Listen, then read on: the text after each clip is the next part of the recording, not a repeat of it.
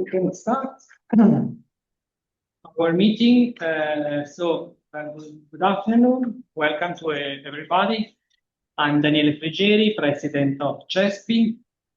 Let me thank our distinguished speaker for accepting our invitation to engage in this shared reflection on the upcoming NATO summit hosted by Turkey. For many years, CESPI has chosen Turkey through its Turkey Observatory as one of the key points for observing the dynamics of the vast region, stretching from the Caucasus to the Mediterranean, from Africa to Balkans.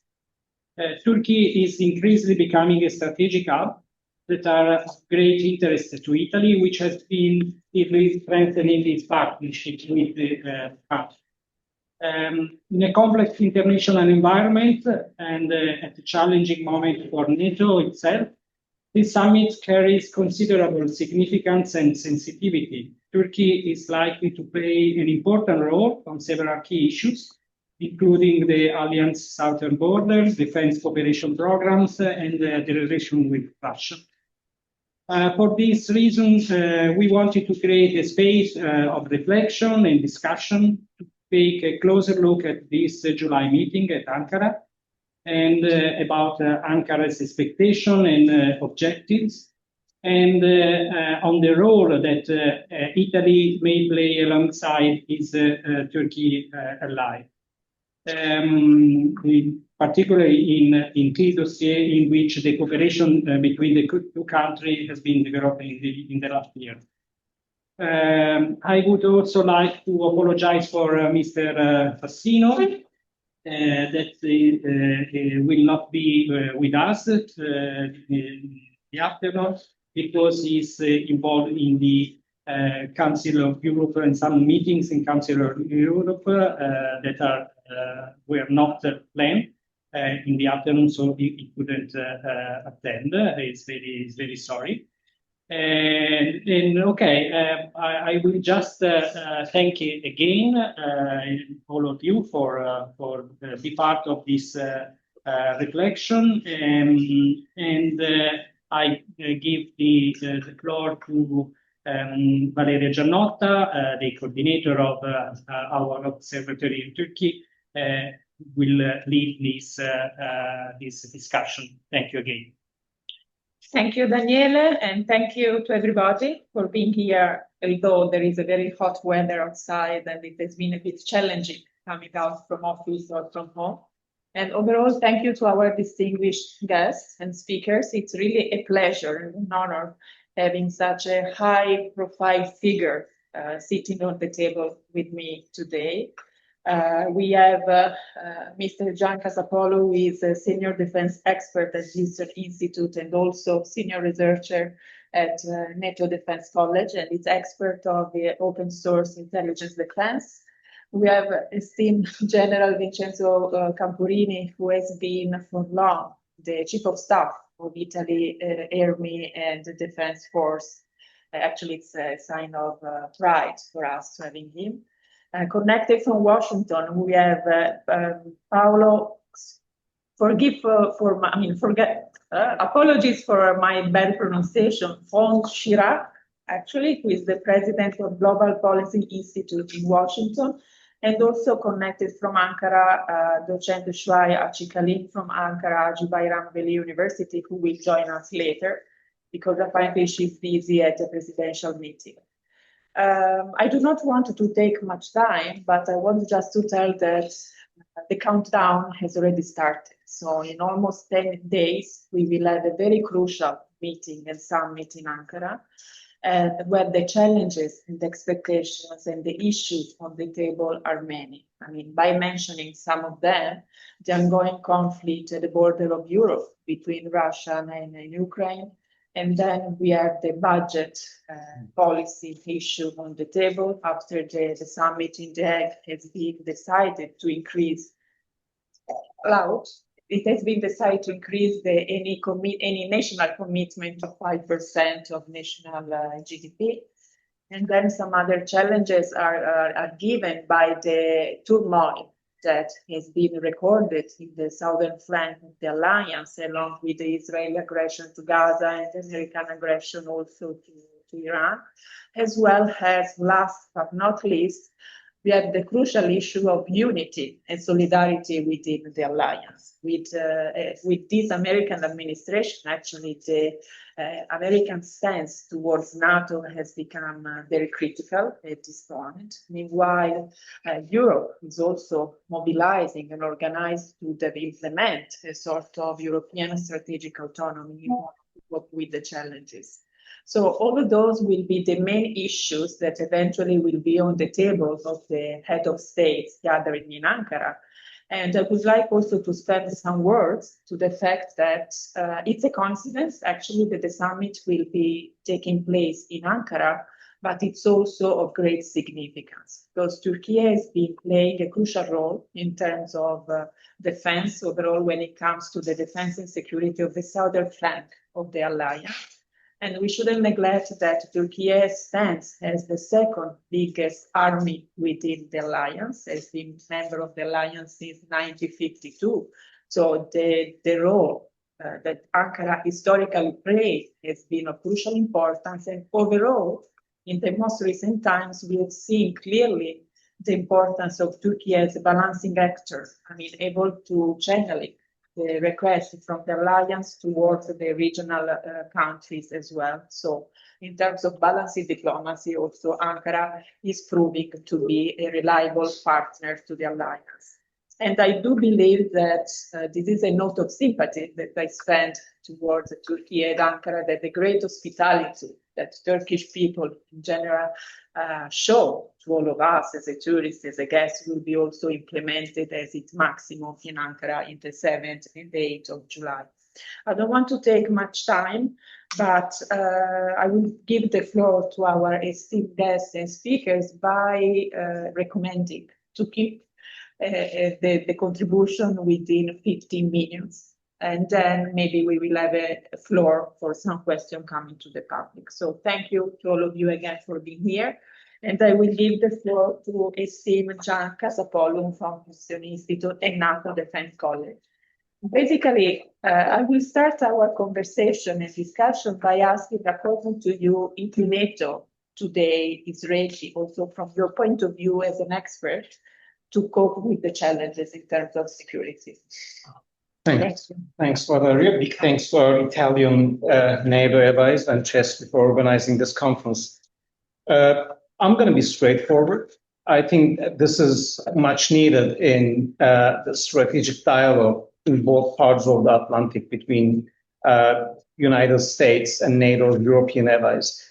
We are in trouble. NATO is in trouble. There are two invasions ongoing in Europe right now. One is stumbling, the other one is really successful. The stumbling one is the invasion of Ukraine. We are seeing that the armed forces of the Russian Federation has slowed down in gaining territory. And actually looking at the net assessment, they comparatively lost some territory starting from late April. But still, there are certain theaters of the front, like Pokrovsk, which is in trouble. The other invasion in Europe, which is going really well, that we are not making the headlines or seeing in the headlines, is the invasion of Belarus. The armed forces of the Russian Federation has successfully digested Belarus. Belarus is hosting Russian nuclear weapons now, which means the end of 1997 NATO-Russia Act, that again is not making the headlines. And Lukashenko isn't seen in the best shape of his health. And again, bluntly speaking, we might be one heart attack away, one stroke away before the Russian Federation simply abolishes the Belarusian independence, if there is such a thing in political reality, and then carry on with the Union state. Before going into the details, if we are ready for the challenge and how the challenge could play out, let's look at how we ended up here. How we ended up in the situation that there are 700,000 Russian troops on sovereign Ukrainian territory, how we are monitoring Russian probing drone action in the skies of Poland, Latvia, Estonia, Romania, and why we are talking about, at the end of the day, the prospects of a second Russian front in Europe. Back in 2008, we saw the invasion of Georgia. And for starters, Georgia was the third largest troop contributor to the American-led coalition in Iraq. It was also a strategic partner in the operations in Afghanistan. Simply, Georgia didn't want to be the part of Ruski Mir, the Russian word. Georgia didn't want to be a part of the Soviet legacy. Georgia didn't want to be ruled from Moscow, the Kremlin. Georgia aspired to be a NATO nation. Georgia aspired to be a European Union nation. And then Georgia got invaded. That part is not important. What we did is important. 2009, Obama presidency, Russia policy, the restart button, handed over by Hillary Clinton as the Secretary of State to Mr. Lavrov, the Foreign Minister of the Russian Federation. Then we came up with the 2010 NATO strategic concept. And that NATO strategic concept, when Georgia was under the boots of the Russian military, that NATO strategic concept called the Russian Federation a partner to NATO. The wording actually said securities that all the Russian Federation and NATO are intertwined. I'm going to quote late Senator McCain. Actually, we provoked the Russian invasion of Ukraine because we showed the Russian Federation weakness. Weakness provokes the Russian Federation. We showed that weakness in 2008 during the invasion of Georgia, then the illegal annexation and invasion of Crimea, 2014. Okay, again, the Obama presidency. Then this is the story of how we ended up here. Now, the situation is both promising and depressive at the same time. The promising part is the Ukrainian military is holding the line. We are seeing a huge transformation of the Ukrainian defense sector, especially under the incumbent defense minister, Mikhail Fedorov. Ukraine is opening up combat data to NATO partners to train AI models. Recently, the Trophy Lab, they opened up data from captured Russian weaponry to study weapon systems design and conceptual operations aspects. But the situation is also grim because the Russian military is also adapting. They have Rubicon, for instance. Rubicon is a special drone warfare combat formation. It is a doctrine-producing body. It is actually also a booster for the Russian defense industries in robotic warfare production, robotic warfare assets production. And no NATO nation has its own equivalent of Rubicon to counterbalance the Russian innovation and adaptation. Again, as I said, the Belarusian theater is not doing well, although it is not making the headlines. We are seeing more and more Russian influence, if not total control, over Minsk. And after Lukashenko, I do not foresee any continuation in the independent Belarusian statecrafts. Another critical part is the very fact that the invasion of Ukraine is a coalition warfare effort. So all our good old considerations about NATO-Russian military balance is actually not totally relevant because look at the Shahid drone. Shahid drone is, by design, it is Iranian, the work of Revolutionary Guards. The labor is coming from North Korea. This is why the production pipeline is that busy. And the machinery tools are coming from China because Russia is a really interesting arms maker. It is the second largest arms maker of the world, but capitalized on Soviet legacy defense industry, it cannot produce the machines that produce arms. They missed the CNC revolution, so the CNC machines are coming from China. The machinery tools are coming from China right now. Just like that, we are seeing huge contribution from the excess that is supporting the Russian Federation. And next year is 2027, the beginning of Davidson window, which Admiral Davidson described as the window, the start of the window that China can act for a military invasion in Taiwan. So the ceasefire in the Middle East, I think, is really shaky. It's wavering. Taiwan next year and onwards can be yet another flashpoint to keep an eye on. The invasion of Ukraine is not going well for the Russian Federation, but it is sustainable. Looking at the manpower pool, looking at the political balance within the Kremlin, we are not seeing any mass demonstrations in St. Petersburg or Moscow.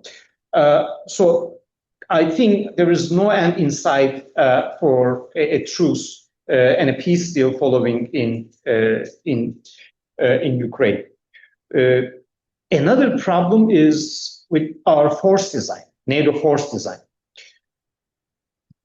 You can put all the blame, and here is the part that I'm going to be, I think I have 5 minutes or so left. Here is the part that I'm going to be really straightforward, diplomatic enough, addressing a European community, but straightforward. Putting the blame on President Trump for everything, for every lack of capability, for every lack of combat readiness, is, I think, a shortcut that can save the day, but cannot address structural problems. Half of the European Union militaries do not operate main battle tanks. That's not President Trump's fault. Half of European Union militaries do not have fixed-wing fighter aircraft. That's not President Trump's fault, actually. Combat readiness of certain European militaries' air forces is around 20%. Just for a reference, the Syrian Arab Army under the Ba'ath dictatorship during the civil war had combat readiness at 30%, with all that wear and tear. We came up with a force model, NATO force model, that aims to establish a deterrent of 500,000 personnel in 180 days. Now, there are two problems with NATO force model. I did 3 tours in Ukraine, wartime Ukraine. I have seen Bucha and Irpin with my own eyes. Bucha and Irpin happened during the first 2 weeks of the Russian invasion. So NATO force model shouldn't be a deterrent to repel the Russian invasion. And here's the part that I'm going to be very honest, to repel the Russian invasion from the mass graves of our allies in the Baltics, because that's what's going to happen in the opening stage of the conflict, if that happens, if it boils down to that. Second of all, NATO has never, ever assembled that force in the alliance's history, and SACEUR, Supreme Allied Commander, lacks the mechanisms to assemble and test that force, like SNAP exercises. All the projections show that opening a second front would cost only 1% of the GDP of the Russian Federation. They have a manpower pool without mobilization of 7 million. The digital gulag is working in the Russian Federation. If you are military-age male, you cannot leave the country. So desertion is not a problem for them right now. And the force that is deployed to Ukraine is not demographically homogeneous. Most of the warfighting force is coming from the regions of the Russian Federation. So it is also working for them. Under these conditions, like, we have each and every ground to be actually worried about the defense planning of the NATO alliance. And there are more issues to touch upon, like, for instance, combat readiness and combat experience of European NATO militaries. When was the last time that a European nation saw large-scale military campaign? Because all the Russian generals saw military campaigns, starting from Russo-Chechen wars to Georgia, to the operations in Syria, and right now Ukraine. When was the last time? We can showcase certain examples Turkey is one of them, definitely operating a military that is really combat ready. The United States, definitely. Both nations are backed by their defense industries. The French, to some extent, yes. The Italian defense industry is doing good, but it is, again, an exception compared to the rest of Europe. And I'm not saying all those to alienate or to be rude to our European allies, but to highlight that we got a huge combat readiness problem. And also comes the political will problem. Here is a conversation that never takes place in Pyongyang. Let's not deploy a multi-brigade level force to combat operations in Kursk because this is going to provoke NATO nations. Here is a conversation that you can never hear in Tehran. Let's not give the Shahid drone technology to the Russians to bombard Ukrainian population centers because that's going to provoke the Europeans. Like, here is a conversation that never takes place in the Chinese Communist Party circles. If we give these machinery tools to the Russian defense industry, we are crossing a line, so the Western alliance will really punish us. So this political will asymmetry between the axis, whatever you call it, and between our NATO alliance is, I think, also a problem.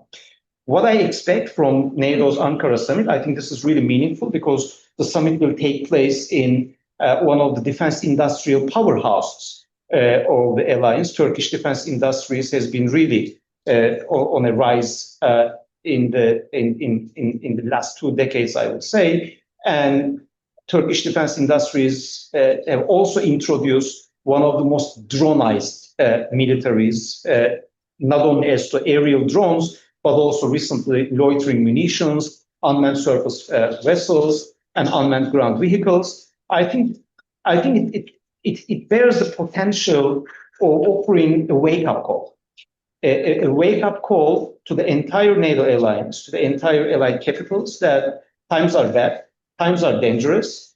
The guys that we are dancing with are no joke. The North Koreans are no joke. The Chinese Communist Party is no joke. The Russian Slovak elite is no joke. And to defend our allied shared values, our territories and our populations, I think it is time to wake up, go beyond the headlines, go beyond day-to-day rumor politics, like President Trump said that, and that European leader replied in that manner or this manner, but to see the grim, blunt, and realistic geopolitical picture that we are in trouble. We are in trouble. Thank you so much. Thank you to you, and overall, thank you for your positive notes. We feel all better, I think. And you spoke rightly about the narrative against American President Donald Trump, which is part of the story, but not just all the story. I mean, we saw that there are many other factors. So I will use this opportunity to give the floor to Paulo von Schirach, President of Global Policy Institute, back to Washington. I think, Paulo, your point of view will be very fruitful for us in order to understand really where Washington stands nowadays. I mean, 10 days before going to NATO, we heard also that President Donald Trump says that he accepted the invitation to go to Ankara out of respect for President Erdogan. Like, you know, this leader to leader diplomacy works and all the rest is basically nothing. So really, we would like to hear from you, your insight from within. I mean, what's happening in the US, what is Washington's take, and what do we have to expect? Thank you. Well, thank you, Valeria, and thanks to the organizers and all of you for inviting me. I really appreciate this. Let me start with half a joke. My office is about 200 meters from the White House, which gives me a clear perspective of understanding everything that's going on there. Of course, that's not true. But also, it's it's very close to the old executive office building, where the NATO treaty was signed back in on April 4th of 1949. Needless to say, many things have changed. But just back to the last observation you made, President Trump openly said, I wasn't really going to this thing in Ankara. Meaning, who cares? That's literally what it means. Who cares? But, I changed my mind. This, he said, after having met with the visiting Secretary General of NATO, whom all of you know very well, the former Dutch Prime Minister, Mark Rutte. And so that this kind of casual way to say, well, should I go? Should I not go? Well, on second thought, maybe I go. That gives you an idea of the level of priority that the alliance has in the mind of the current chief executive of the United States. Needless to say, this is not a good sign. Now, we will see what transpires at the summit itself. But if I may allow me, my temptation as a historian to bring you back to some key points of the past, even not so recent past. Some of you may remember the Mansfield Amendment. It's old stuff.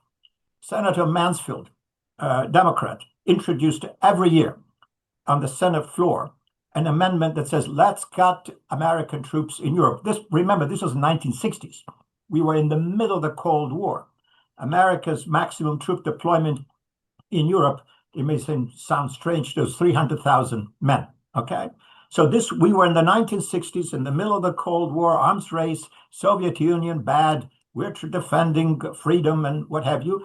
And a US senator said, let's cut American troops because these Europeans are doing nothing for the common defense. We got to give them a signal. If they don't increase defense spending, we should cut our troops in Europe. This is not a joke. This is not just a posturing. This is a serious position by a senior member of the U.S. Congress. That resolution, by the way, never passed, but because of various efforts by the administrations of both parties, Democrats and Republicans. But at some point, it came really, really close because it was attached to a defense spending bill. But that was the case then. NATO Summit London, May 1977. Jimmy Carter is in the White House, he's the president. What was decided then? This looks like ancient history, that all NATO countries would commit to increase defense spending by 3% in real terms, that is after inflation, as a commitment to the challenges of NATO and therefore of strengthening the conventional capabilities of the alliance. Nothing much happened, okay? And then this goes on and on. I had the fortune or misfortune, I don't know, working at the Atlantic Council for many years to see the alliance, maybe from a different perspective, having met with all the SACEURs, all the Secretary Generals of NATO visiting Washington, et cetera. And at the time, we're now getting forward to the 1980s, what was the debate? Burden sharing. Some of you may remember that formula. What did that mean? Hey guys, you Europeans, burden sharing. There's a common burden for the defense of the West. You guys are not doing enough. You better, get busy, do more. And the Europeans say, well, yes, we're doing this and we're doing that, but it's difficult. And, it's apples and oranges. Our contributions are not counted properly, etc. So this went on for quite some time. There were jokes at NATO. We're talking about the two pillars of the alliance, right? And then there was the American pillar, and then there was the European pillow, okay? The pillow, meaning soft, nice, gentle. We're not really very serious about any of this. And so this went on for years without much happening at all. Patricia Schroeder, Congresswoman from Colorado, Democrat, by the way, introduced her own legislation to cut American troops from Europe, making exactly the same point that Senator Mansfield had made in prior years in the 60s and early 70s. So what I'm trying to convey to you, this is a very old story. What's different now, and by the way, if you look at just a quick additional point. If you look at the interviews given by President Obama, who is no enemy of Europe in declared terms, by the way, who complained really, really strongly in a famous interview to the New York Times, saying the Europeans are not doing anything here. They're not contributing. They're not doing much. So that was one thing. I also remember distinctly an interview given by the retiring Secretary of Defense, Robert Gates. Same thing. The Europeans have no weapons. They have after the Libya operation, they ran out of ammunition in 3 days. Okay? This is fighting against Gaddafi. After 3 days, they burnt everything that they had. Imagine if instead of Gaddafi, this had been Russia. So, and on and on and on. And with that, I'm just trying to create a framework here. Now, where we are today, I would submit, is a lot worse. What do I mean by that? Not that the Europeans have not, understood that something needs to be done. And you already mentioned the new commitment now for the 5% of GDP to be devoted to defense, of which at least 1.5% is to increase infrastructure and logistics and what have you. But the conversation has changed entirely. This is no longer burden sharing. This is burden shifting, meaning, dear Europeans, the defense of Europe is your job, not ours. Thank you very much. This is the position in Washington right now. It's not been formalized in a document or in any position that it's really clear, but this is what it is. The defense of Europe should be a European problem. And this is where the issues that our colleague just mentioned before, in terms of capabilities, in terms of defense industries, et cetera, is there. I will not even go through the litany of the failed joint projects. Do you remember the Nato frigate? This is stuff from a few years ago. This was supposed to be the standardized, vessel to be adopted by most NATO members. It was a disaster. It never went anywhere.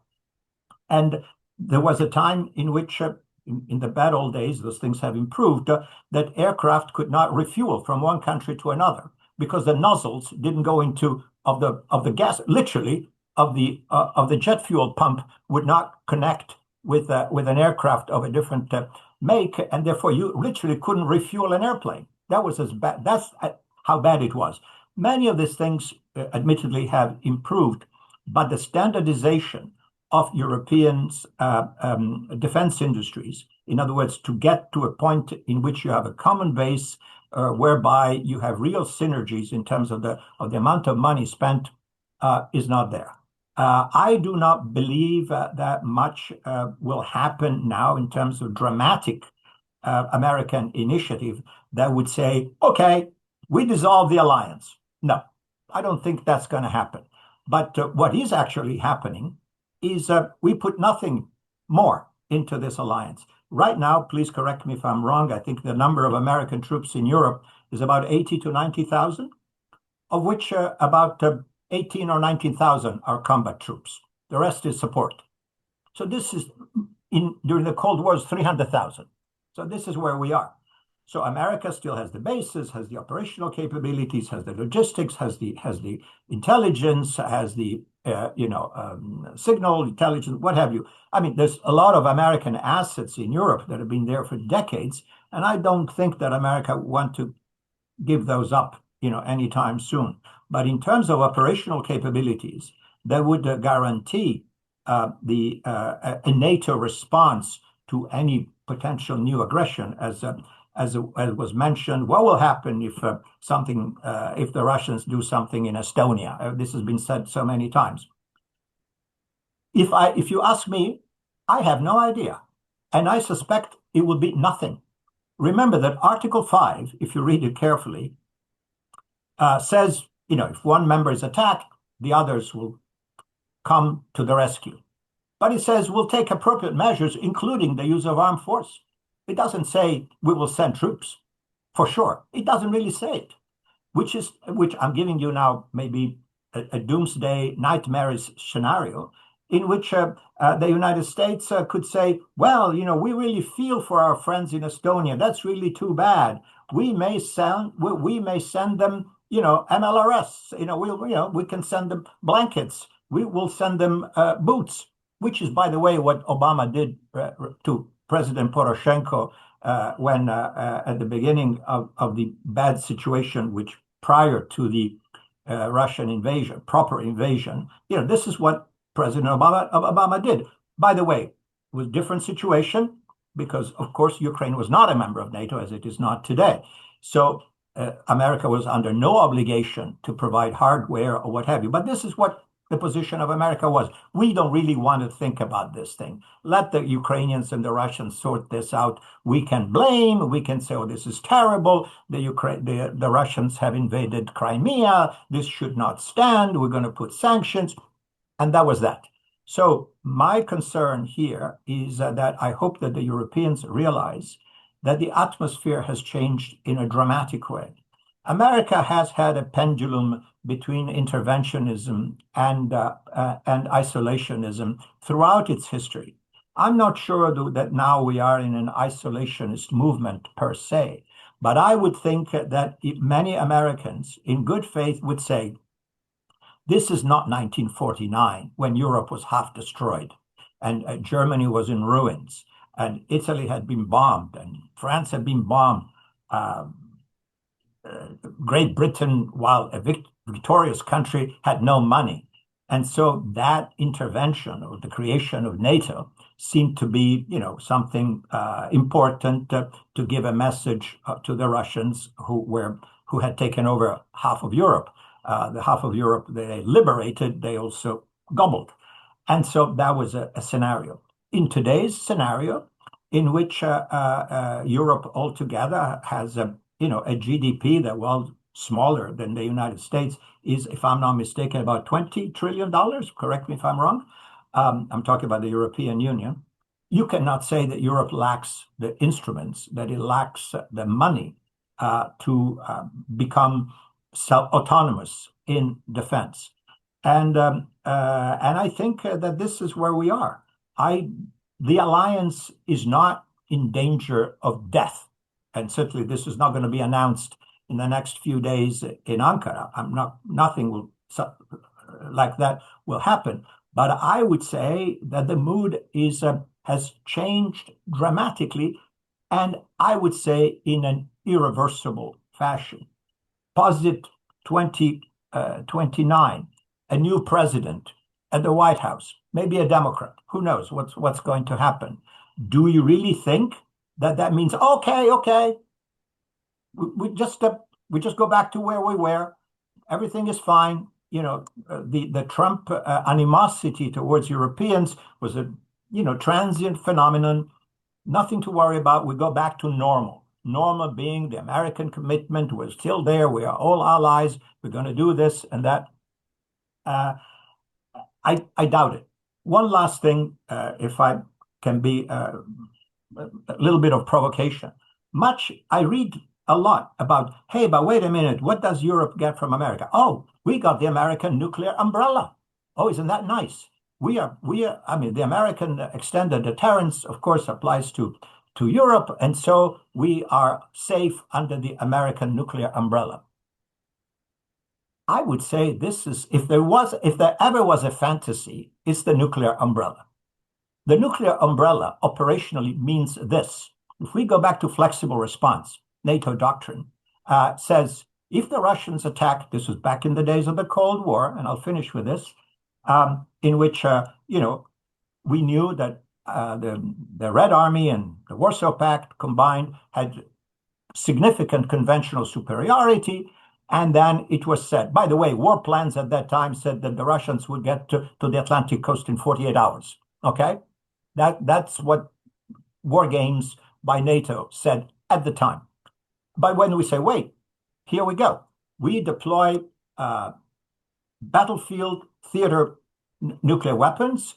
And if we are unable to stop a conventional onslaught by the Red Army through conventional means, then we will go to the next level. We will use, theater nuclear weapons, and up to the point of total escalation. And people say, okay, well, that's the American deterrent. That's the nuclear umbrella. With that deterrent, the Russians wouldn't dare, right? Because otherwise that would mean that's nuclear war. But if you think about it for a second, this would have meant America starts a nuclear war for the sake of Europe. And I've been in I don't know how many debates in which people say, really? So in order to protect Hamburg, we're going to have Chicago nuked by the Soviets? No way. We are never going to do this. which is to say that the American nuclear umbrella is a fantasy.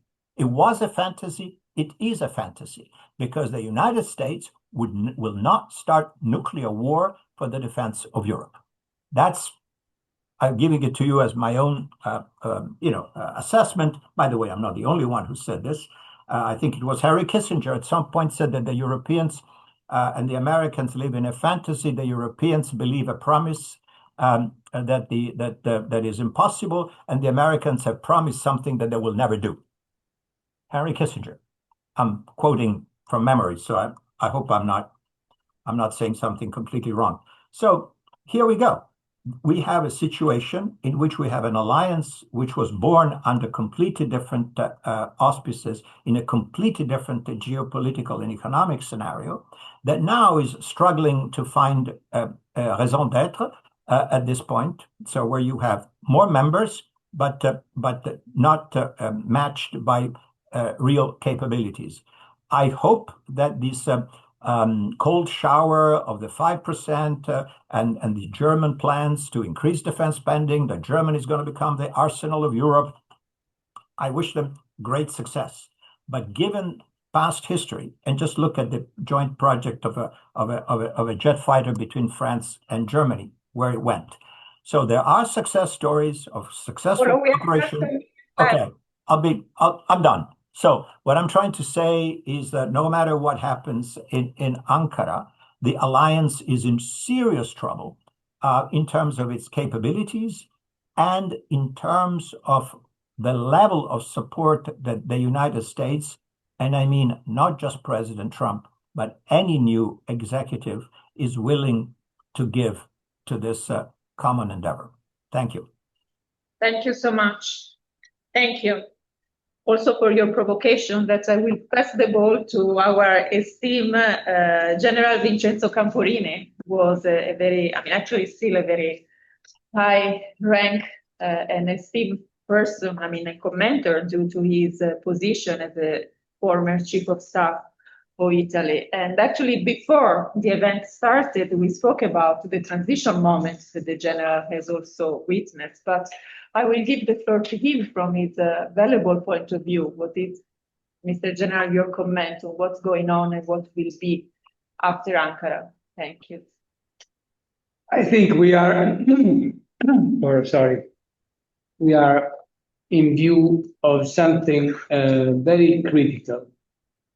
Very critical because of the reasons which have been exposed so far. I do share much of the worries which have been presented to us. We are in a different geostrategic environment. We are in a different geopolitical situation. NATO was born under certain auspices for a very specific scope. It has been very successful. But now we are facing a situation where the link between all the allied countries is in a way shaky. I do agree. It's not only a matter of Mr. Trump. It is a structural matter because today we have different views about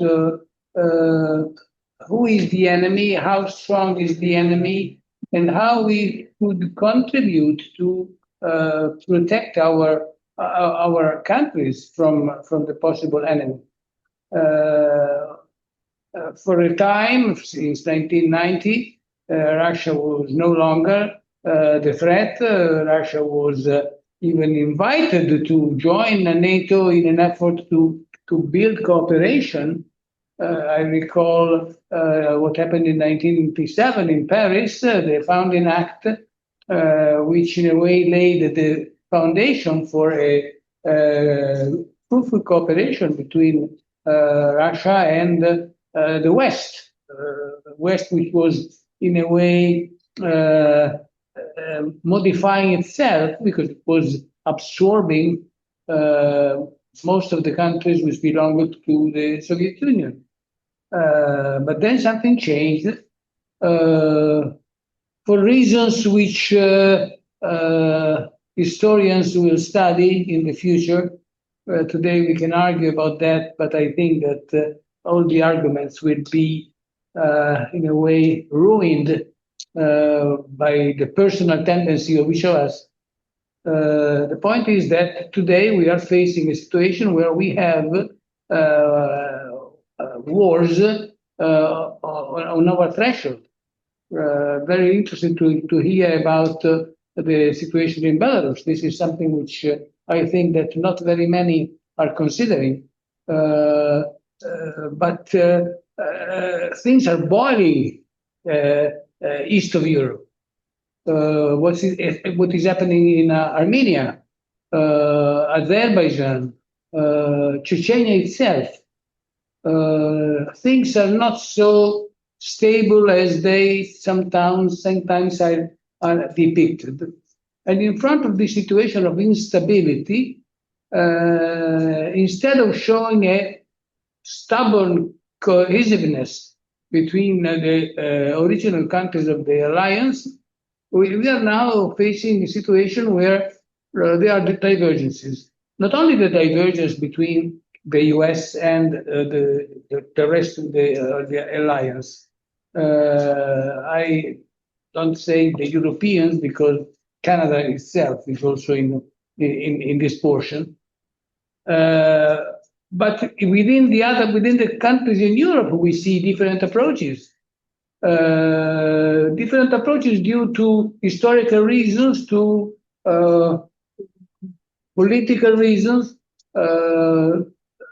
I recall recently we had some polls in the countries of Europe, and the main question was, are you willing to fight for the defense of your country and for the defense of the alliance?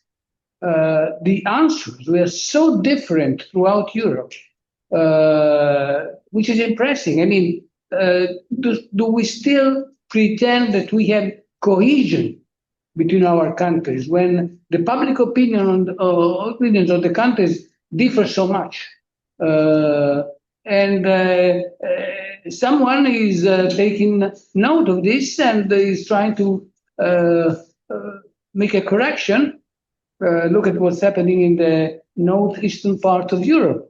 The Scandinavians, the Baltics, Turkey, they are, Poland, they are in a way building a small NATO within NATO because they feel they have the same strategic problem and they wanted to cope with this strategic problem they feel, which is not felt elsewhere. It's our fault. It's the fault of anyone, because of course in Italy we say, who cares about the Baltics?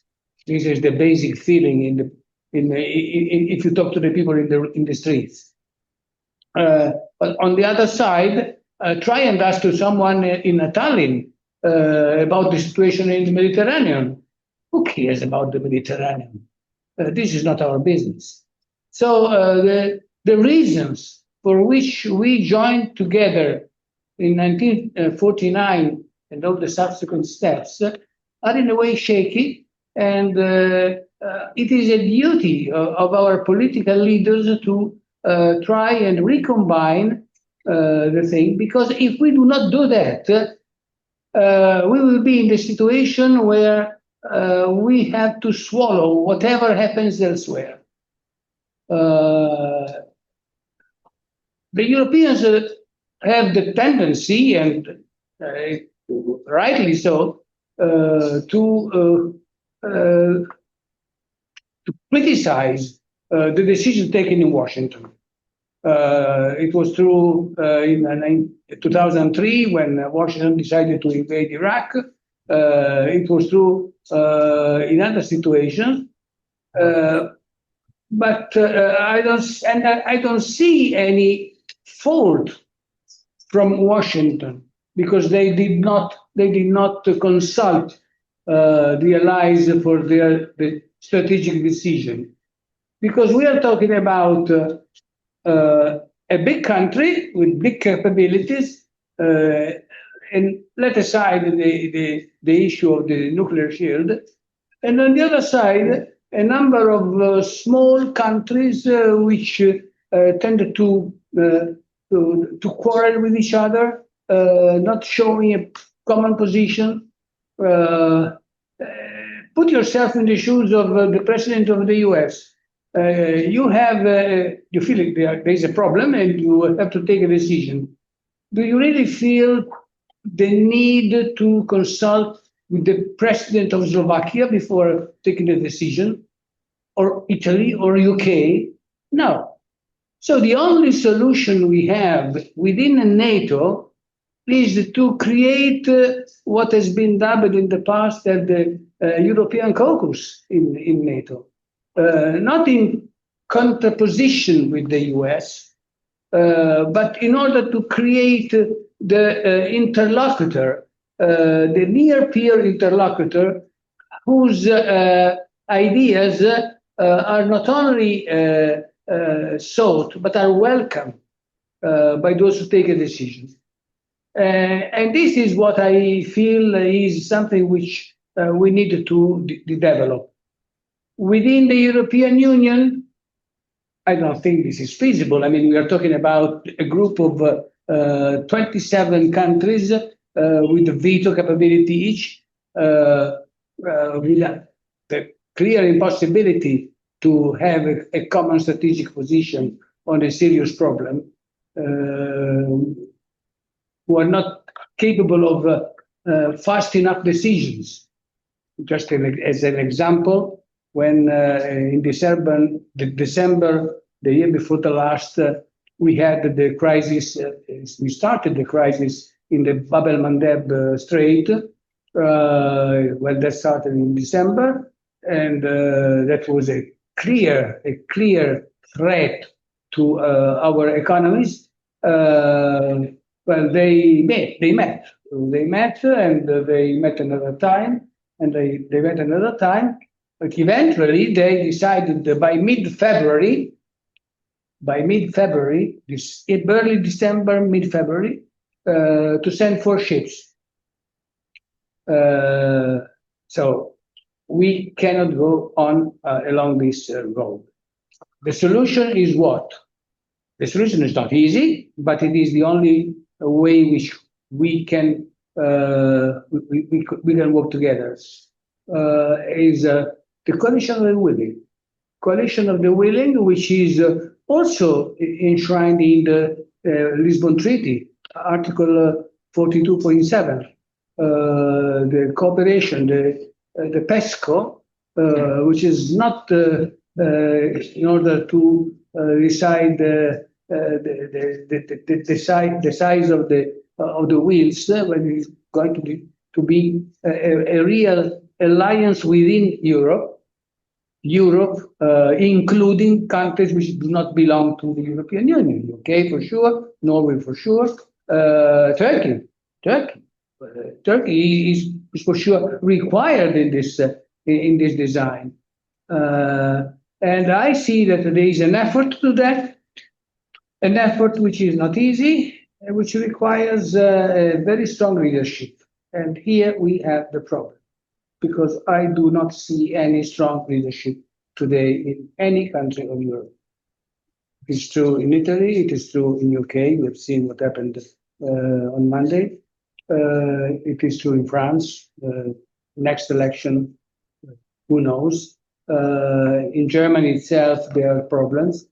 And this is the real issue. We should find someone credible enough to, in a way, lead the way, define the objective, and so credible to convince the others to go ahead. But that is the road. There is no other solution. Either we do that, or we will be like Italy in 1848, a very interesting group for small countries, beauties, where for the standards of the time, people lived together. But the decision which, in a way, shaped the future of Naples, of Florence, of Milan, were not taken in Florence, Milan, or Naples. They were taken in Vienna, they were taken in Paris, in London.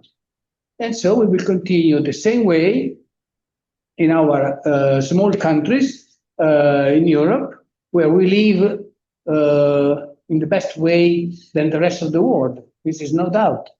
But the decision which will affect us will be taken in Moscow, in Beijing, in Washington. And we will absorb that. And we will have to suffer the decision without having a word. That's my message. Thank you. If I may, I have just a question. According to you, what Italy will bring to NATO summit in Ankara? What will be the main stake or dossier that Italy will tackle? Italy will have a serious problem because we promised to increase our defense spending. And this is the parameter spending. As a matter of fact, and for a military, money comes at the end. The first thing is to define which capabilities you need in order to offer your credible contribution to the common defense. In my country, we have problems with the spare parts, problems with the ammunition. We have some problems with the land army.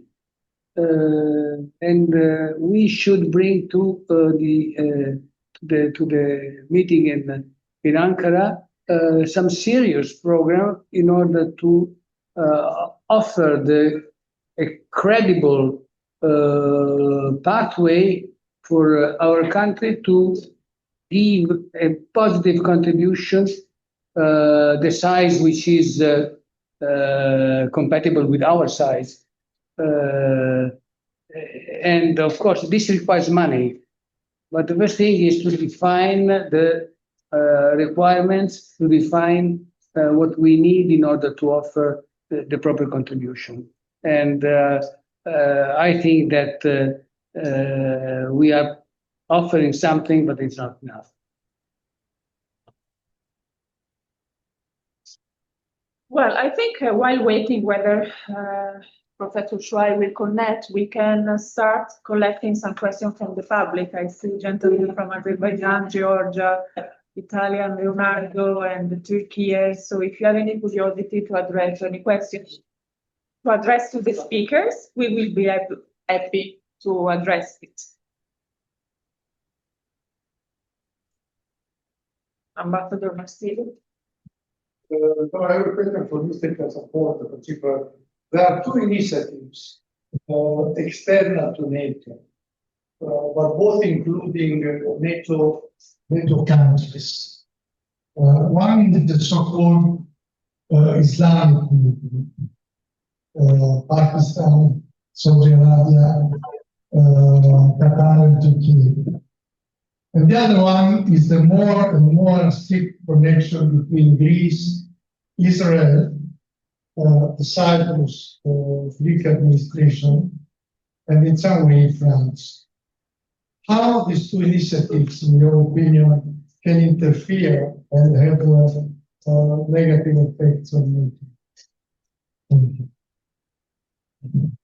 Good questions. I think we are talking about two different paradigms and two different geopolitical realities that are proceeding in two different tracks. One is about the Middle East. I think in the Middle East, we got two very important threats that the recent war gave a glimpse, but not full force, or what can happen. Look at the target set of the Iranian Revolutionary Guards from the very beginning. We got distinctive particularities in the target set. One is American strategic enablers, the AWACS aircraft, E-3 Sentry, 5 strategic tankers for aerial refueling that were hit in Saudi Arabia, X-band radars that support the THAAD systems in Jordan, in the United Arab Emirates, and $1 billion worth radar in Qatar. These are the eyes and the nerve nodes and the very veins of a military operation. They are very different than main battle tanks, tactical aircraft. Without these strategic enablers, you cannot coordinate a very complicated 21st century battle picture. Hitting these directly affect militarily battle networks, smart battle networks. So if you look down how this, if you look at how this was possible, there comes targeting data, and targeting data was not originating from Iran, from within Iran itself. Targeting data was originating from China with companies like Chengguang that are already sanctioned by the American Department of Treasury for giving the same targeting data to the Russian Wagner. So that cooperation is very important, but it stopped. It gave a glimpse, but it stopped before systematically hitting two target sets. One is desalination plants in the Middle East. These Gulf Arab nations are known as the oil kingdoms, but if you look at them, they are saltwater kingdoms. 90% of their daily water use come from desalination plants. And if Iran hits systematically desalination plants, and desalination plants are soft targets, like it is easy for a Shahid drone to eliminate the pumping stations, for instance, or the SCADA systems of these desalination plants. Then you have a generational extinction level problem, or like catastrophic problem for these Gulf Arab monarchies. And the second, thank you, General, we also saw the glimpse, but not the full throttle threat, data centers. Hitting data centers in 21st century would lead to catastrophic economic and digital costs. And the war showed that missile and drone warfare are offense-dominant regimes that favor the offensive sides, that crippling to a decisive extent of a drone program and missile program at the scale of Iran is almost impossible. And also the war showed that hedging towards China, say Saudi Arabia, for instance, that you mentioned, that has a ballistic missile program that has been built with the cooperation, in cooperation with the Chinese, or appeasing to Iran, like Oman. After all, Omani foreign policy couldn't save Oman from the Iranian salvos, or delegating everything to the United States and hosting United States American infrastructure and military bases. They are not a panacea. They are not silver bullets that protect these nations. Though I think, as a result, there will definitely be some search for alternative security arrangements and architectures. One, of course, looming large with Turkey as a NATO member and bringing NATO standards to the table. Pakistan, part of nuclear umbrella. I think these, for certain nations, for Saudi Arabia, I think this will definitely be on the table. Not as an alternative to Turkey, to its NATO membership, but for the Saudis, definitely they would look for some arrangements, because hedging towards Beijing, hedging toward China didn't save them. For the Qataris, having good diplomatic relations with the Iranians and not adopting the stance of the Emiratis or the Saudis didn't save them. So I think that there will be some search for alternative security architectures without alienating the United States, because after all, this is the only security provider to the Middle East at that level. But definitely there will be some hedging. When it comes to the Mediterranean and the question that you asked, it is a completely different track, because Middle East is a war zone. In the Middle East, we have kinetic action. In the Middle East, I can talk about X-band radars, air bases, aerial refueling aircraft hit in the tarmacs, likewise the AWACS aircraft. In the Mediterranean, we see a completely different track, which is dangerous. The real danger is not about actually there are two real dangers, which I'm going to be diplomatic enough, but also blunt enough.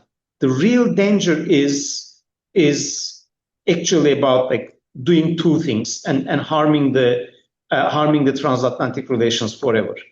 The one is bringing alternative casus foederis to that part of the world, like the Franco-Greek bilateral security treaty, and its article either like 4 or 2 that has a collective defense clause.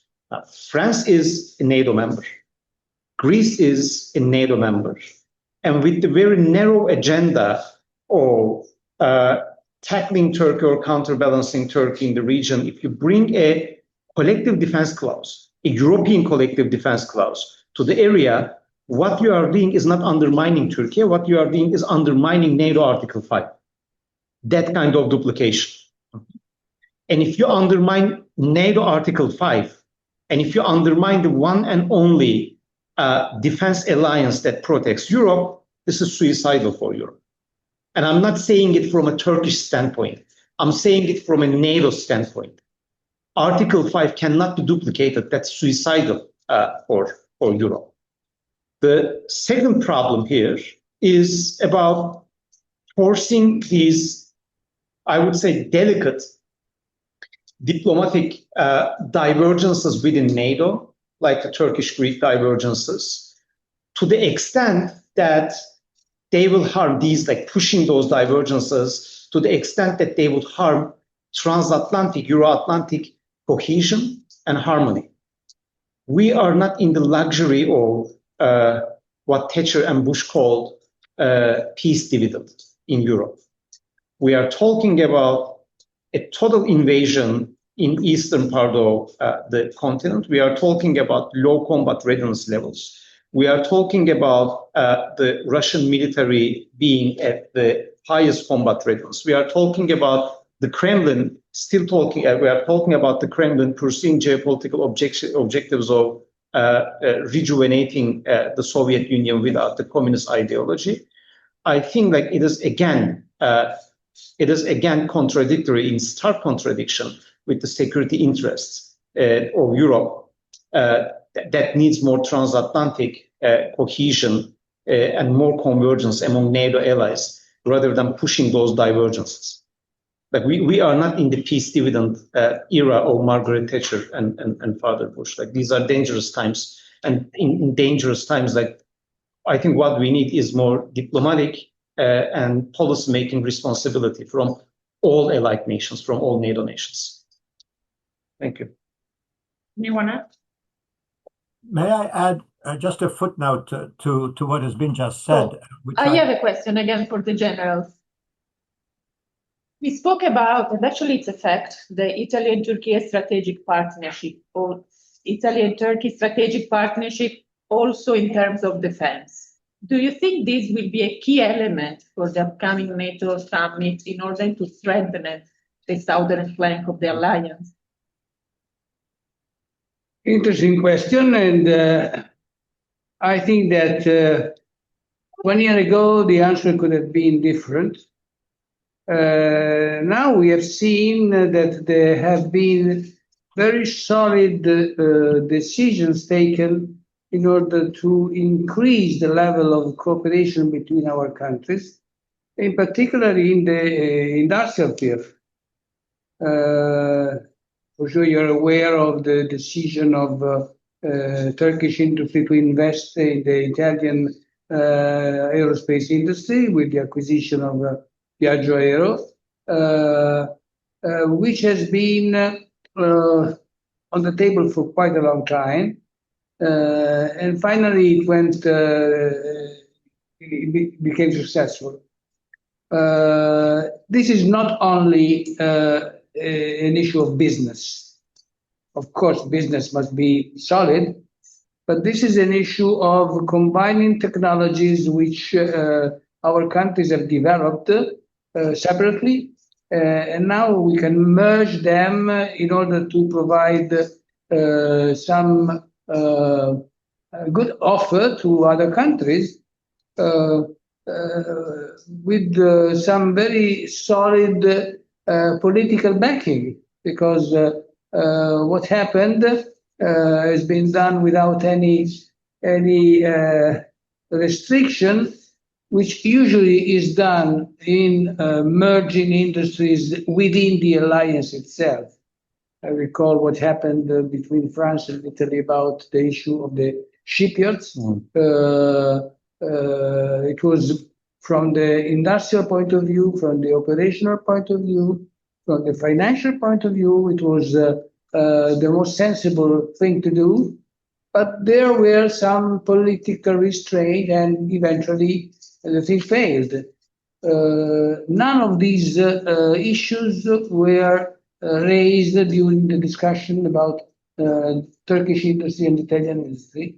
So I think that this is the evidence that we do have some areas of convergence which we should cultivate, sure. Nothing is forever, and we should work on that. But it can, in a way, provide some view from the outside, some solid convergence in an area which is absolutely critical, much more critical than it is usually considered elsewhere. The Mediterranean area is vital for the economies of the world, of the globe. More than 20% of all traffic, naval traffic, goes through Mediterranean, which is a small lake. Nevertheless, it's a very critical lake where different civilizations, different political systems do share a very small area, and either we operate together with other of these countries, Italy with Turkey, or we will be again out of the decision-making room. Thank you. Anyone? So I will go on with you, but then we may close. No, just a similar question to you, actually. Due to the, for example, joint venture between Leonardo and Bayraktar, the acquisition of Piaggio Aerospace by Bayraktar. So already there are some strategic partnerships, right? It's not just Italy and Turkey, but we've seen the same also with Spain and with Poland and some other countries. But when it comes to the European strategic autonomy, there is an issue regarding Turkey. How would you address this? And do you see any solutions to that into the equation? European strategic autonomy. Yeah. Okay. But there are two questions in one. One is European strategic autonomy, if it is possible, if it is not possible. And the other one is the bilateral alliances. I'm going to start with the easy and the promising one, then come to the more tricky one. We're going to see more drone alliances, especially after the war in Ukraine. The Turkish-Italian partnership is a very promising one. We are seeing in between two different parts of the world an alliance burgeoning between Poland and Taiwan, which is really important. And let's put a mark here to Taiwan, by the way, because we can produce, as NATO nations, we can produce 1 million drones, 2 million drones. That's not the case. The critical question is, can you produce that number of drones without critical Chinese components and subcomponents, including critical earth elements, including the magnets, including critical parts for the engines, including semiconductors and microchips. So putting a mark on Taiwan, which is really critical in that sense, we will see these drone partnerships like the one between the Brits and the Latvians. And Italy and Turkey is yet another example. I think this is a very workable marriage because both countries have different strengths in their defense technological and industrial base. Italy is coming with the 20th century remnant industrial expertise, and Turkey is coming up with the 21st century drone warfare expertise. And one thing is very important here, combat data. Turkey is not only a producer, but also an active user under real battlefield conditions of combat drones, and also a net exporter. So combat data is accumulating and creating big data. And that big data we saw in both Ukrainian and Russian experiences, that big data is very important to train AI models. And AI models is the bread and butter for future drone warfare. So this is really good. And I think Italy made a very good start because Baykar is the leading actor in the overall Turkish defense technological and industrial base in drone design and production. And the recent Saha 2026 showed something. Baykar has traditionally been the producer of male drones, medium altitude, long endurance drones like TB2, and also hail drones, high altitude, long endurance drones like Akıncı, and also Kızıl Elma, which is, I would say, that the Turkish loyal wingman concept will be based on, like the unmanned aircraft that is first accompany fifth generation and sixth generation combat aircraft, and then to force autonomous aerial warfare operations. But in Saha 2026, we saw a particular trend from Baykar. Baykar came up with 3 different kinds of loitering munitions, kamikaze drones. This is the first time for the company. And this is, we saw in the Middle East, the war with Iran, and also in the Russo-Ukrainian war, especially with the deep strikes by both the Russian military and the Ukrainian military. Loitering munitions is a whole different chapter in drone warfare. Baykar has been investing in that part of the realm of drones. This is also very advantageous for the Italian defense technological and industrial base. Now comes the tricky part, European strategic autonomy. European strategic autonomy is an illusion.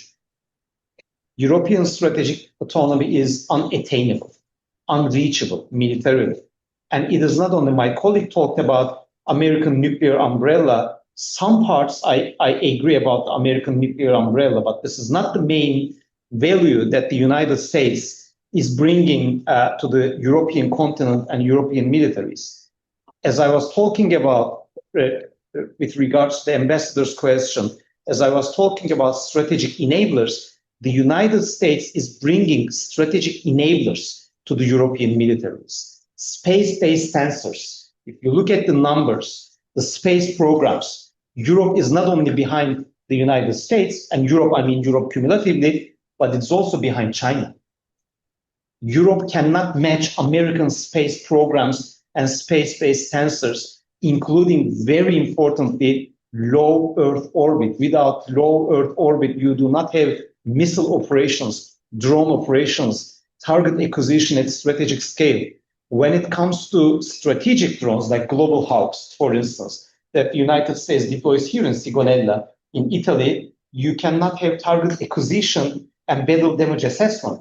And all these sensors feed in information that you have to assess and make meaningful battle picture, which means like you have to analyze what is going on in the battlefield. If you look at the Ukrainian experience, Delta system, for instance, was the main advantage of the Ukrainian military, which is architected by Palantir. And Europe, I'm not talking about the public sector here, European private sector cannot match SpaceX, Palantir. Without starting, there is no Ukrainian military. If SpaceX withdraws today, what is the European alternative to start? So without all, nuclear umbrella actually is a detail, a very important detail compared to these. And for a continent to replace American strategic assets in terms of strategic enablers, you need decades. And I'm then looking at the German intelligence estimates that predict a war with Russia in 2029, and the Finnish estimates, and looking at the Denmark's intelligence service open publicly available intelligence predictions predicting a war with Russia in half a decade.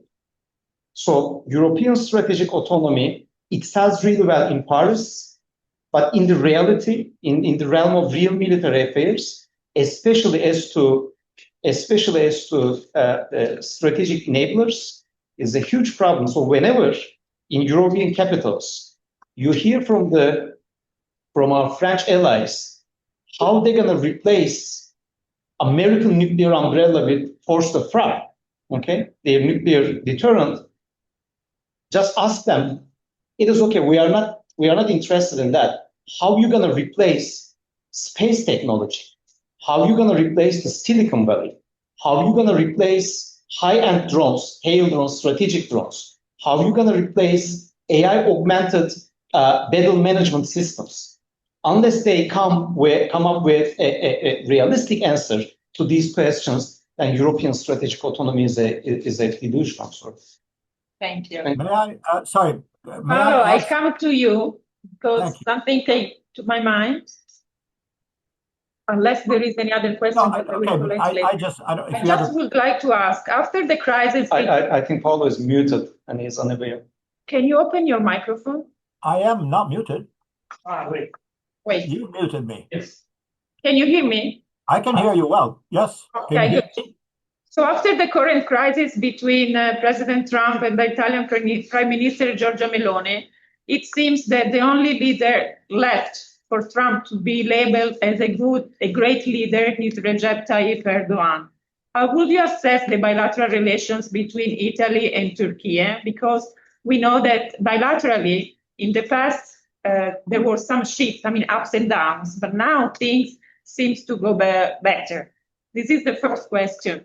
Also, according to you, with Trump as a president, Turkey will be gaining more leverage in terms of bridge maker between the alliance and the rest of the world, mainly to the Middle East. Thank you. Thank you, Valeria.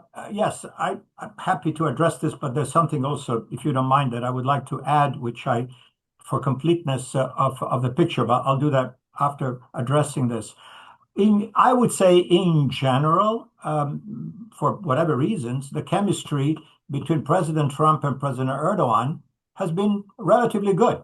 I'm going back to the Trump's first term, even though, and I'm sure many of you are aware of all this, we had the huge headache of the purchase by Turkey of the Russian air defense system, the S-400, which got the Turkey out of the F-35 program, in which Turkey had invested huge amounts of money because it's not only a buyer but also producer of parts.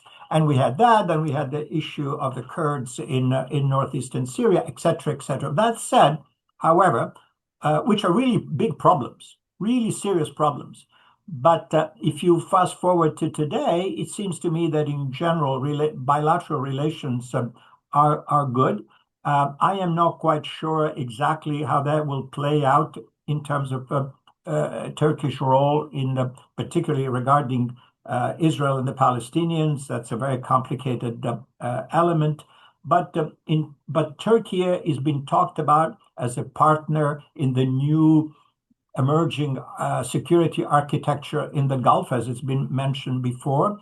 Clearly, the American protection has not done very much to prevent attacks by the Iranians against American bases in the Gulf. So we talk a great deal about Turkey with Pakistan and others creating a new security architecture.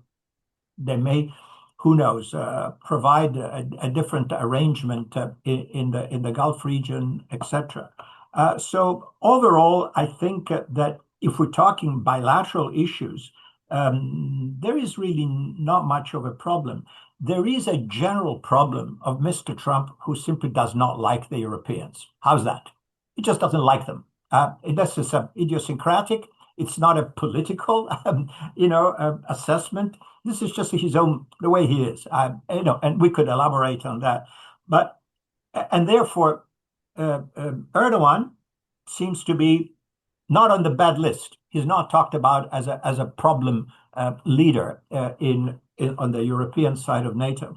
But if you allow me, I would like to make a point here, which is contextually very relevant to what has been discussed regarding capabilities and everything. And of course, I fully agree with my colleague that American space assets and signal intelligence and satellites and all that are irreplaceable. There's nothing that Europe can do in the medium or even long term, quite frankly, to say, okay, we are autonomous. We can manage all these things on our own. But I would like to say something different, which may sound as a surprise to some. Last year was the first year in history in which an interest on the national debt in terms of dollar figures was bigger than the defense budget in the United States. I repeat, the American Treasury spends more money paying interest on the outstanding national debt than it spends on defense. That trend is going to continue. Normally in Europe, there is and around the world, that's been my experience, the idea that America has unlimited capabilities. We are stranded, we're compressed, we've got competing pressures, we've got to pay for this and pay for that. And boy, increasing defense spending, we have to make some hard choices, et cetera, et cetera. Well, guess what? We have made hard choices.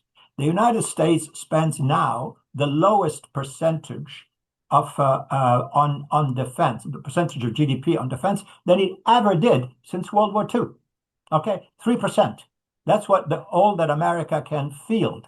And I submit to you, since the major drivers of increased federal spending in the United States are welfare programs, the United States, just like the British, just like the Germans, just like the Italians, where does the federal dollars go? To Social Security, Medicare, and Medicaid, which are completely divorced from fiscal realities in terms of what the government takes in terms of taxation and what it pays out to the retirees and people and senior people who benefit from subsidized health care. This is a structural problem. Everybody in Washington knows this, but nobody wants to touch it because it is so politically radioactive, literally, that people say, oh, I'll deal with that later. But in so doing, what we're having now is the largest national debt that the United States has had in its history. We have now a larger national debt than we had in World War II, when we're fighting on two fronts. And it's growing. This year, we're going to have 2 trillion with a T defense deficit, budget deficit. These are inordinately large numbers that, you say, wait, say again, $2 trillion of this is your annual deficit. The deficit, the national debt has surpassed GDP already, and we are on our way to, at some point, quite frankly, insolvency, because there's only so much that even the biggest economy in the world can accumulate in terms of national debt. The biggest victim of this fiscal crunch is going to be, and is already, guess what? Defense. All right? Our defense industrial base has shrunk enormously since the end of World War II. We only have 2 companies that can make airplanes.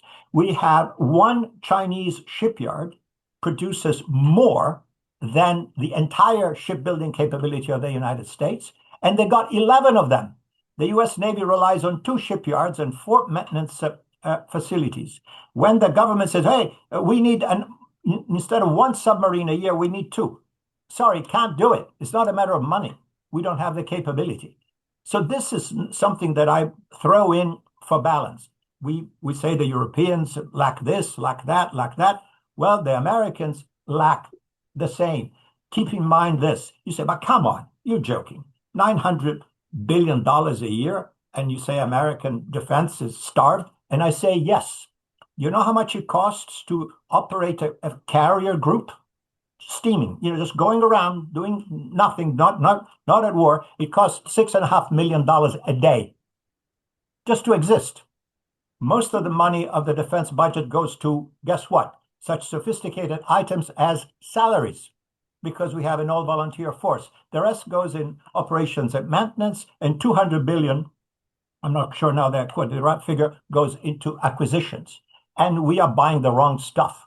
because the war in Ukraine is telling us, and even the war with Iran, by the way, show us that the capabilities that the U.S. has are completely inadequate to modern warfare. We are using $1 million interceptor against a $20,000 drone. This is crazy. And by the way, in a few weeks of the operations in Iran, we depleted 50% of all that we had in the warehouse, which is to say, if tomorrow the Chinese decide to do something in Taiwan, we simply don't have the operational capabilities to do anything about it. There will be no American skipper of an aircraft carrier that will go close to the Chinese coastline because there are thousands of anti-ship missiles there. So I'm sorry, this has nothing to do with NATO, but since America is a global power and it has to think about a global scenario, what I'm trying to point out is that the notion that, oh, the Americans are rich, oh, they can do this, oh, they can do that, oh, what does it take? They just put a few more $1 billion here and there, and they can do whatever they want. The answer is no, it cannot be done. We are in serious trouble, and as I said, given fiscal dynamics in the United States, the only thing that I can predict that as a percentage of national wealth, defense will go down, not up, even though you may have seen Mr. Trump said, oh, I want another $500 billion for defense. Good luck to you. Let's see when the next budget is approved if he gets $500 billion. He won't, because the money is just not there. So that is something that needs to be taken into account. And I think it's a strategic point. Other historians have said that the decline of empires starts when servicing the national debt is more money than defense. We are there right now as we speak. And I don't see anything in terms of politics in Washington that would reverse this thing, because there is a complete paralysis when it comes to reforming the welfare system of the United States, as, by the way, happens also in Europe.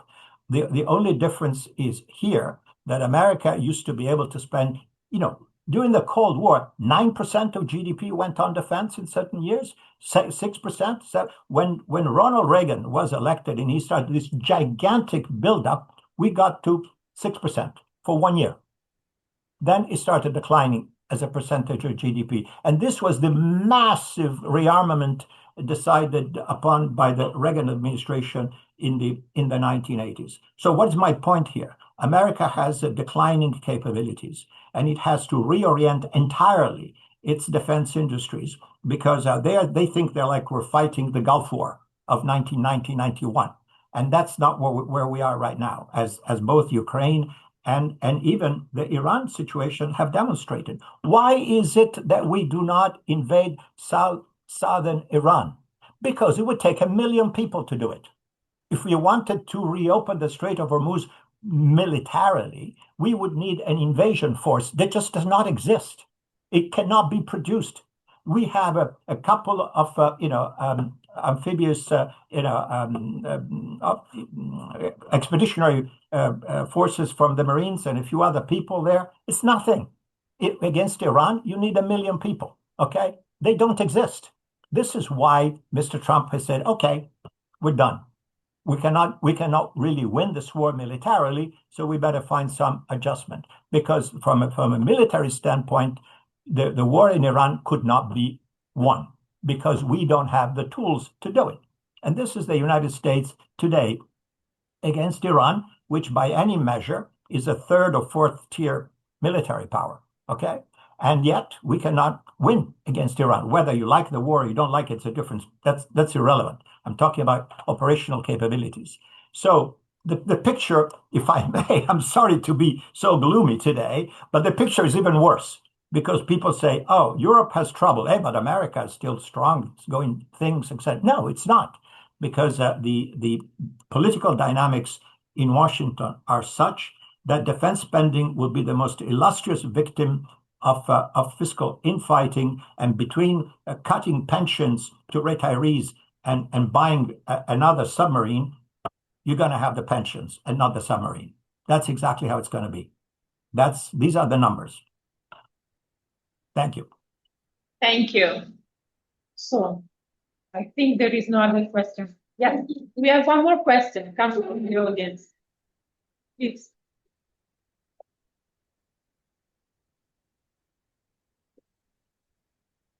I wanted to, since we talked about lowering emissions and considering also the awareness, the growing awareness there is about the vulnerabilities of Western defenses, considering the case of the Iranian war, but also considering what is going on in Ukraine. I wanted to know if, in your opinion, this is going to be a topic in the upcoming NATO summit in Ankara. And also wanted to know if the defense partnerships that have been signed in recent years between Nato and Nato, but also between Nato and Ankara, are going to be a possible solution to face these new kinds of war. Thank you. The floor is yours. Well, this is the idea. I mean, the scope of this type of contact between industries is just to find all the possibilities to merge technologies in order to produce something which is usable, which is producible, and which is cheap enough. Because the cost, which has already been said, is becoming one of the main issues, given the technologies availability we have today. So I think that this is the right way to go, and offering publicly the results of this type of convergence may also have a political significance in order to show that we are part of the same sector of the world today. Take a time machine, go back to September 2025, Poland. Dozen Gerbera drones, which are Shahid decoys, entered the Polish airspace. NATO scrambled a state-of-the-art defensive package, F-35s, F-16s, a German Patriot battery, so on. So, by the way, one Gerbera drone is $10,000. F-35s, 1 hour flight cost without expending any munitions, without doing anything, like takeoff, flight, come back, and then just like do the maintenance operations, is 4 to 5 times higher than the unit cost of one Gerbera drone. If you intercept a Gerbera drone with an AMRAAM, it means you are spending $1 million level ammunition if you're just unleashing AMRAAMs on a barrage or Gerberas. You are spending millions of dollars to intercept something that is like tens of thousands of dollars. If you incorporate Patriot PEC-3s, Patriot PEC-3 MSCs, then you are spending a fortune. It's just like, hunting down you call them zanzare, the mosquitoes? Yes. Hunting down the zanzares with like golden coins, okay? There are 2 problems with that kind of warfare. One is defense economics. And by the way, NATO Secretary General, Mr. Rutte, was really proud of interception. We intercepted everything, he said. Yes, we intercepted everything, spending millions of dollars against a strike package that cost no more than one single mid-tier footballer in the World Cup. So kudos for that. And second, there is a military mathematical that as long as your interceptors are more expensive than the threat, the offense dominant character of that kind of drone warfare continues. And second, there is a military mathematical problem with the Russian way of drone warfare and the Iranian way of drone warfare. And I think it's going to be the Chinese way of drone warfare if it boils down to Taiwan. 80% interception rate, 90% interception rate still favors the offense. Imagine that you have a revolver, you are shooting 6 bullets, and I wear a Kevlar vest, a bulletproof vest. My vest stops 5 bullets of your 6 bullets. Mathematically, the vest has 83% interception rate. Beautiful. medically I'm dead. I got a ruptured lung, if not a ruptured heart. If you look at Ukrainian military's interception rates, they are never below 90%, 80%. If you go to the website of Ukrenergo, what they are dealing with is the remaining 10%, because you have blackouts, like region after region, region after region.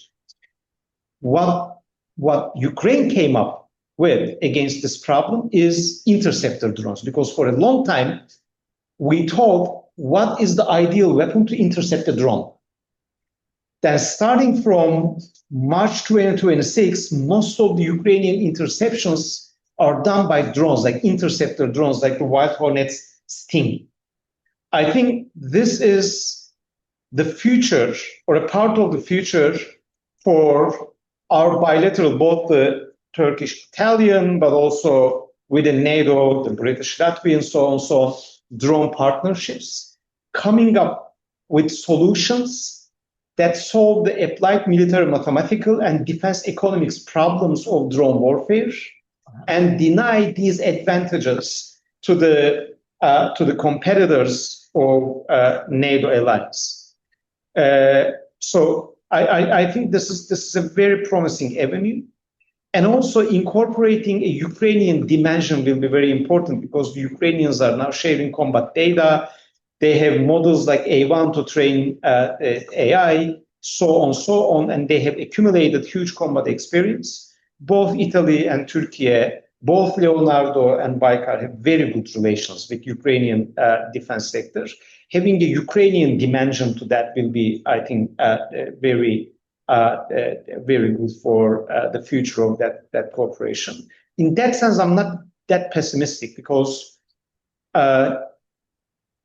right now we decodified the plot, and we have the defense industrial base to work on. What we need is this kind of drone alliances and bilateral cooperation, and trilateral, incorporating Ukraine, trilateral cooperation models. So in terms of drone warfare, in terms of drone cooperation, and especially Turkey and Italia together investing in that avenue, I think the future is bright if we push the right buttons. Thank you. Thank you. Finally, a positive note. I mean, we started with many question marks. We passed through some negativity, and then finally we end up with a positive note. Let's take us home like well. Exactly. If there is no other question, I think. No? One. Okay, I would like to ask maybe it's not a good question. I just wonder, people ask, especially you of the board. It's like we have lots of problems with European Union countries, as you say, with divergencies, treaties, multi-front. They just give a, sign a new treaty with the south of Cyprus, this military. And we have excluded from the European Union membership, but also we are part of NATO. And if Europe wants to do something about security, Turkey is out of it. But when NATO need to do something, Turkey is inside the NATO. So there's Turkey is stuck between these things. By the way, also we have relation with upside down relation with Russia and the other non-European, non-NATO countries like Iran. Are positioned a little bit mild compared to Europe and the USA. So I feel like my situation from here, my question from here is Turkey became like a pawn or saddle for the Europe and USA maybe in our region for the protection of the European Union. European Union affairs, I'm going to give a very straightforward, very short answer. European Union affairs are a whole different story. Yeah. That we see lots of talking, but no tangible action. NATO is the only viable, workable, feasible, and proven defense and security architecture for both the European continent and other side of the Atlantic. So anything and everything relating to NATO when it comes to security and defense matters, I think they were discussing. When it comes to security and defense matters related to European Union, like they were discussing only if you have lots of spare time. But when it comes to like real things that produce real results in the Euro-Atlantic area, NATO so far is the only working, feasible, viable security arrangement and architecture. Working position. May I add something? You became citizen, or like as Trump saying, Erdogan did everything that I want. So when it comes to Turkey's position, Yeah. not only Turkey's position but also Poland's position, for instance, but also and also American position, and I'm deliberately picking up those countries. After the full-scale invasion of Ukraine, 2022. I think NATO is now back to its origins, and at its origins, one question matters the most: what you are bringing to the alliance, what you are bringing to the table. This is why I think Turkish-American relations are in good mood right now, and this is why I see allies like not only Turkey but also Poland is gaining more and more importance. And this is why, despite all these diplomatic rhetoric and exchanges, heated exchanges, America is still indispensable for Europe. Times for NATO is revolving around the very question of what you are bringing to the table, because times are better. Thank you.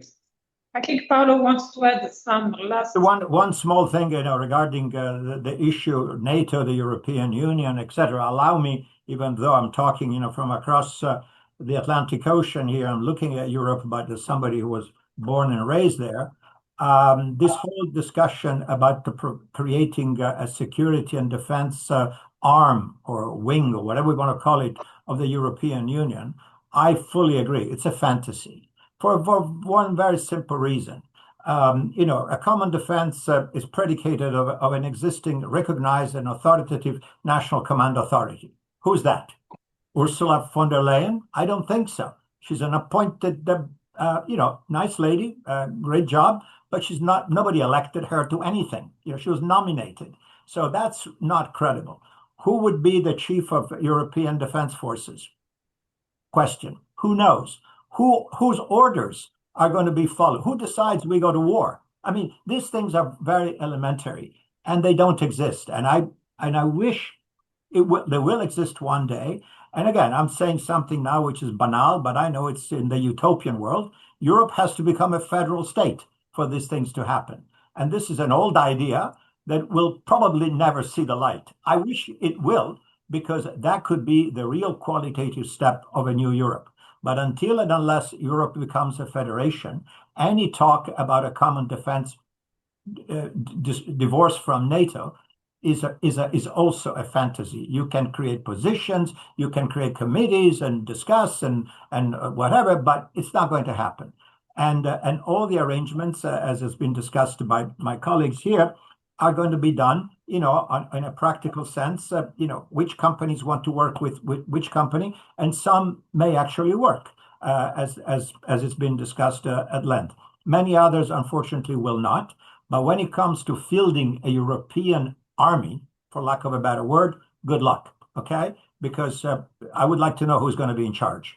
And I don't think anybody can give you, an intelligent answer to this. As I said, I would like this to happen. I really would like to, and I think it would be very beneficial to Europe. But it's a dream. Okay, another positive note. Thank you, Paolo. Let's see what Ankara will deliver. And thank you for being connected from Washington, really. And on behalf of everybody, really thank you for you to be here with us. And again, thank you to John, thank you to General Camporini. And we will have the pleasure to be in Ankara for the summit. So we will try to look from within what's going on. Thank you so much, Paolo. Take care. Thank you. Thank you for having me. Bene.